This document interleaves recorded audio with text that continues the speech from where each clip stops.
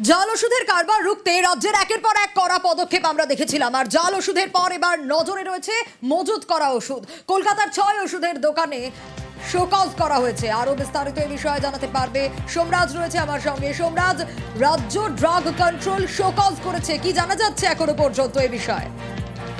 দেখো, কলকাতার যে সরকারি হাসপাতালগুলি রয়েছে সেই সরকারি হাসপাতালগুলি লাগোয়া দোকানগুলিতে নজরদারি এবং সচেতনতার ব্যাপক অভাব তৈরি হয়েছে, যেটা এখন পর্যন্ত রাজ্য স্বাস্থ্য দপ্তর সূত্রে জানা যাচ্ছে যে এই যে বিভিন্ন সময় ওষুধের দোকানগুলি ওষুধ মজুত করে এবং সেক্ষেত্রে স্টক মেনটেন করতে হয়, কিন্তু অনেক ক্ষেত্রে দেখা যাচ্ছে এই ওষুধের দোকানগুলি সঠিকভাবে অর্থাৎ নির্দিষ্ট নিয়ম মেনে স্টক মেনটেন করছেন না।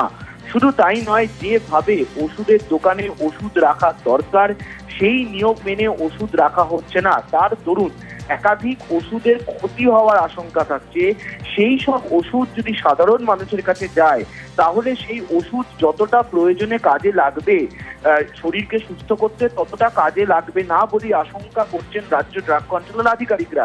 সেই কারণেই কলকাতার 6টি ওষুধের দোকানকে শোকজ করা হলো রাজ্য ড্রাগ কন্ট্রোলের তরফে। সাম্প্রতিক সময় এই প্রথম ওষুধের স্টক মেনটেন না করা এবং ওষুধকে যে নিয়মে রাখা উচিত দোকানদারদের সেই নিয়মে না রাখার কারণে এই শোকজ করা হলো। কলকাতার সরকারি হাসপাতালগুলির লাগোয়া দোকান, যেখান থেকে বহু মানুষ ওষুধ কেনেন, সেই দোকানগুলি নিয়ম মানছেন না বলে অভিযোগ, আর সেই কারণেই শোকজ করা হয়েছে। 7 দিনের মধ্যে শোকজের উত্তর দিতে বলা হয়েছে। উত্তর যথাযথ না হলে তাদের লাইসেন্স পর্যন্ত বাতিল করা হতে পারে বলেই সূত্রের খবর। বেশ।